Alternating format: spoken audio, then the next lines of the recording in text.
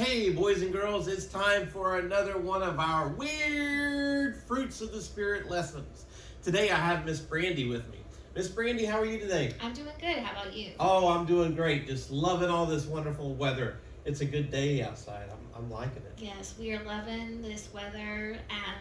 Having to be in quarantine, and we're outside more. It's I know. beautiful. It works out great. It's been really cool. And it's been so much fun being able to see all of your kids on the Zoom thing. That's Yes, been a lot of fun. they're loving it. Well, Miss Brandy, please tell the boys and girls a little bit about who you are and what you do here at church. Okay, of course, I'm Miss Brandy. I am the director of the preschool that runs Monday through Friday. We have 12 classrooms and 150 kids before all this craziness Wow. started. But I also help Miss Suzanne on Sunday and Wednesday nights for our teen kids and our Sunday school and our worship hour as well. That's awesome. Now tell us about your family also. Okay, most of y'all probably know my 3 kids. I have Chase, who's in 5th grade, Abby Grace is in 3rd, and kindergarten is our youngest, Emma Kate. And then my husband is Mr. Lee, who comes and helps out on Sundays and Wednesdays with y'all.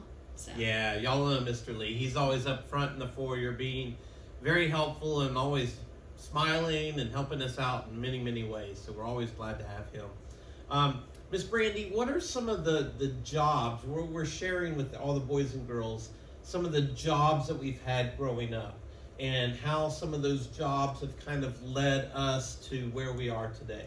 So can you kind of share with us some of the things that you've done in your life and how it kind of led to you being and working in the preschool area? Well, I was one of the ones who I knew when I was little I wanted to be a teacher. So when I was in high school, I would keep kids, babysit them either after school or on the weekends. And then the church here had a program called Alpha and Omega. It was the before and after school care before ELC came around.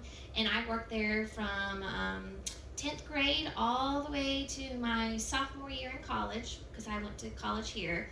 And we would have camps during the summer with those kids' activities, field trips we would do. Nice. Then I went in to get my degree in early childhood, and I became a teacher. And I have taught for 8 years. I have had 7 years as a kindergarten teacher and 1 year as second grade. So as you can tell, I have worked with kids all my life, and I love working with kids. And then when I had Chase, I decided to be a stay-at-home mom for a couple of years. And then the Lord opened up the opportunity to come here to move back to our hometown. We were living in Destin, Florida at the time. And we came, that's up near Panama City, right? Between Panama City and Pensacola. So we moved back here, and Miss Suzanne and Pastor Art had asked me to come in for a meeting and see if I would be interested in taking over the preschool, and lots of prayer, and that's the path I felt God was leading me to. So I've now been the director of the preschool since 2013. And so y'all see me a lot. We're up here 6 days a week. So. Yes, I understand. Well, it's so neat to hear how God kind of just laid it out for you and to what you're doing today. And being a school teacher, a fellow school teacher, I taught for several years also. It's neat to see how God gives you and equips you with training and talents and skills that you can now use in the church. And right. I feel that same calling has been neat to just see how that's worked. Well, what fruit of the Spirit did you pick today? I chose kindness. Oh, okay. So explain to the boys and girls a little bit about why you chose that one and what kindness means to you. Okay. I chose kindness. This is something we constantly are working on at our home with our 3 kids about kindness. And there's a lot going on in the world, and people need people to help support them. So kindness is something we talk about. And it's easy to do kindness a lot when it's somebody we love and do. But we also struggle with kindness when it's somebody we might be mad at, that God still teaches us that we still need to be kind, just like He forgave us in our sins. And that was His act of kindness towards us, instead of Him being upset with us over our sins. So He sent Jesus, and that's His ultimate point of kindness to us and to show his love for us. So That's so neat. So not only are you trying to work with the boys and girls over in the preschool and help them to learn how to be kind to one another, you're also working with your children, helping them to learn to be kind to one another as brothers and sisters. Yeah. Can you kind of share with us about a time in your life where you've experienced God's kindness to you, or whether he's allowed you to express that to somebody else? Yes, there was a time that I was just down. I wasn't sure where I needed to go, where God wanted me to go. And I had two ladies who poured their life into my life and just would come talk to me, would mentor me.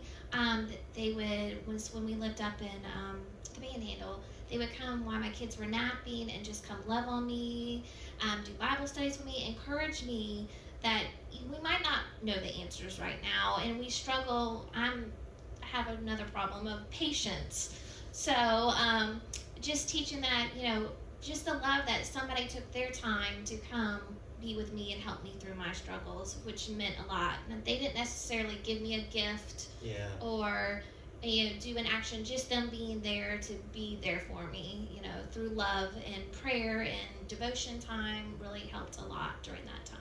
So their expression of unselfish kindness to you really meant a lot in your life, and has kind of influenced how you try to express it to others. Right, and that's so amazing. Yeah, and it's that they took their time and worked around my schedule to come be with to help me out, and everybody's busy. They have things to do. That they took their time. It was a big point they showed that encouraged me a lot. That's so neat.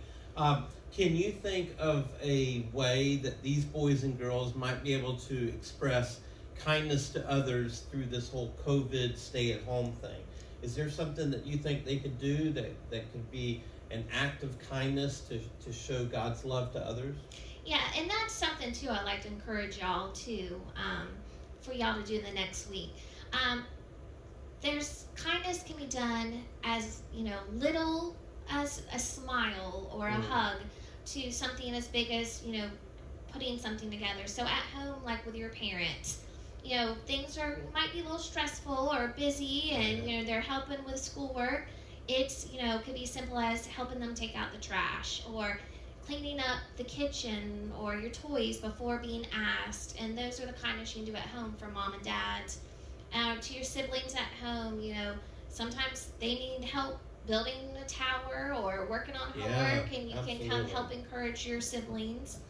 And then it was so funny that just today, I knew I was doing this. Sometimes God puts somebody's name on your heart that day. And this morning, God put somebody's name on my heart, and I haven't thought about this person in months. And I feel like that's a way of God saying to reach out to that person. And just a simple hi, how you're doing. And that simple, small act of kindness will hopefully touch them to go from there. Or writing a letter to somebody you haven't seen in a while. And sometimes, sometimes we see kindness through actions and everybody sees, and that's great and wonderful. Right. But sometimes God, wants the kindness just from your heart that just He sees, and that's encouraging for you to do. And the more that you know God and learn about God, I feel like kindness just keeps coming. It comes naturally. You don't have to think about doing it. You automatically do it. Now, Miss Brandy, we were talking and we talked a little bit about how sometimes, your children, my children, our children, children in general, sometimes they tend to express the opposite of kindness. Sometimes the selfishness comes out. Oh no, I was here first, or no, that's my turn, and you had a really good illustration that I thought was really neat, and that the boys and girls might help them understand about how to be careful before we do something that's not kind. And what was it? You were talking about toothpaste? Right. So if you think about your toothpaste you have at home, it comes in a tube. And if you squirt your toothpaste out, and it comes out. Like I like to teach my kids too, is your words are the biggest thing you can show to others through kindness and love. And you have to be careful for the words that you use.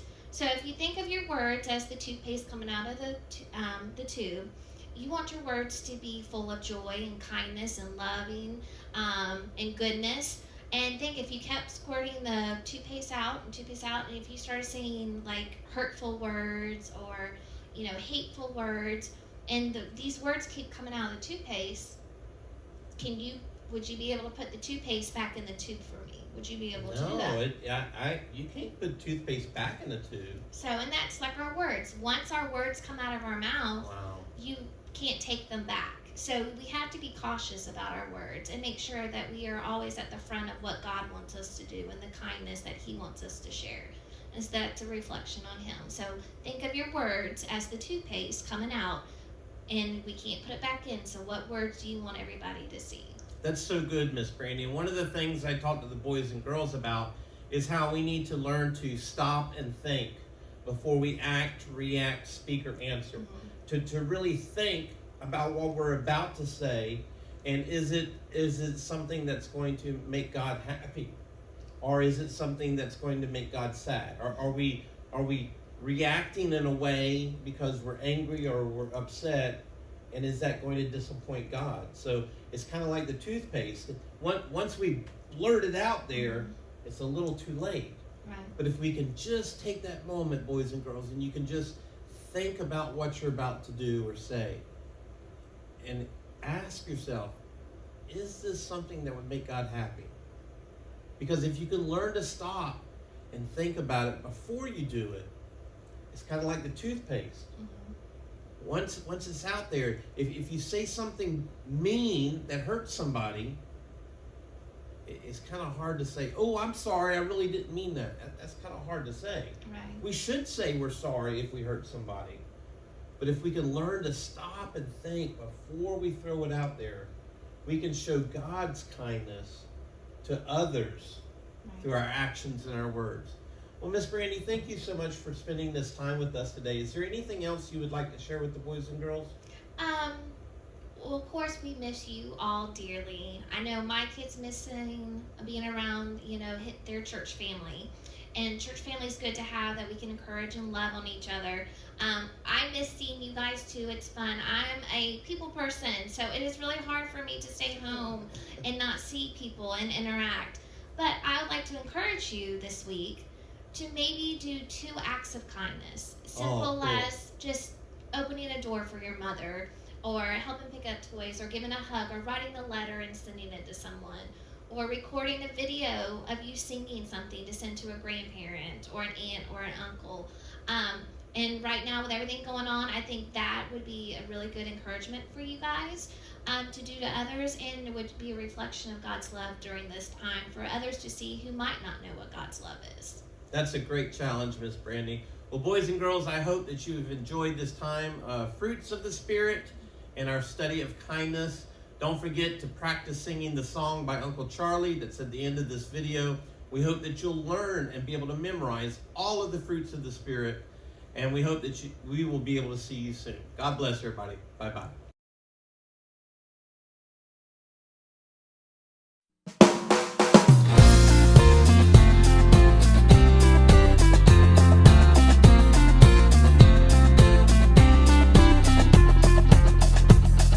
The fruit of the Spirit's not a coconut.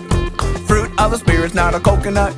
If you wanna be a coconut, you might as well hear it. You can't be a fruit of the Spirit, cause the fruit is love, joy, peace, patience, kindness, goodness, faithfulness, and gentleness, and self-control. Love, joy, peace, patience, kindness, goodness, faithfulness, and gentleness, and self-control. Oh, the fruit of the Spirit's not a banana. The fruit of the Spirit's not a banana.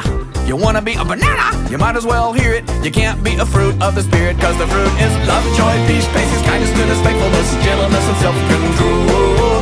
Love, joy, peace, patience, kindness, goodness, faithfulness, and gentleness, and self-control. Oh, the fruit of the Spirit's not a watermelon. The fruit of the Spirit's not a watermelon. You wanna be a watermelon? You might as well hear it. You can't be a fruit of the Spirit, cause the fruit is love, joy, peace, patience, kindness, goodness, faithfulness, gentleness, and self-control. Love, joy, peace, patience, kindness, goodness, faithfulness, and gentleness, and self-control. Oh, the fruit of the Spirit's not a lemon. The fruit of the Spirit's not a lemon. If you wanna be a living, you might as well hear it. You can't be a fruit of the Spirit, cause the fruit is love, joy, peace, patience, kindness, goodness, faithfulness, and gentleness, and self-control. Love, joy, peace, patience, kindness, goodness, faithfulness, and gentleness, and self-control. Oh, the fruit of the Spirit's not a cherry. The fruit of the Spirit's not a cherry. If you wanna be a cherry, you might as well hear it. You can't be a fruit of the Spirit, cause the fruit is love, joy, peace, patience, kindness, goodness, faithfulness, and gentleness, and self-control. Love, joy, peace, patience, kindness, goodness, faithfulness, and gentleness, and self-control. Okay, everybody knows that grapes come in bunches, so everybody get in big bunches. The fruit of the Spirit's not a grape. The fruit of the Spirit's not a grape. You wanna be a grape, you might as well hear it. You can't be a fruit of the Spirit, cause the fruit is love, joy, peace, patience, kindness, goodness, faithfulness, and gentleness, and self-control. Love, joy, peace, patience, kindness, goodness, faithfulness, and gentleness, and self-control. The fruit is love, joy, peace, patience, kindness, goodness, faithfulness, and gentleness, and self-control. Love, joy, peace, patience, kindness, goodness, faithfulness, and gentleness, and self-control. Love, joy, peace, patience, kindness, goodness, faithfulness, and gentleness, and self-control. Love, joy, peace, patience, kindness, goodness,